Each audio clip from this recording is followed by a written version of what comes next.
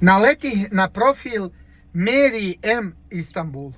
Pogledao sam nekoliko videoklipova i shvatio sam da je ta žena jako zanimljiva, jako inteligentna, načitana, obrazovana, kulturna, rječita, što je rijetkost danas, znači neko ko zna ono što kaže isto obrazložiti, što je vrlo rijetko postalo, nažalost. Ali problem je što ta žena rijetko snima. Ja ne znam zašto, ja sam ti pogledao par tih klipova i sad čekam, kontam, ti ćeš nešto objaviti danas, sutra, tebe nema niđe ženska glava, što se događa s tobom? Živiš tamo u Istanbulu, daj nam klipova, snimi nam nešto.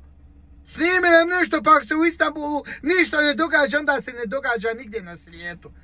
Živiš u centru svijeta, a snimaš mi, izbacuješ mi svaki 5-10 dana klip. Znači, ženska glavo, snimaj nam. Te reakcije to me ne interesuje. Hoću video klipove od tebe. Zato što se vidi da si zanimljiva. Ti imaš šta ponudit. Radi malo na tom. Usreći nas, daj nam nešto.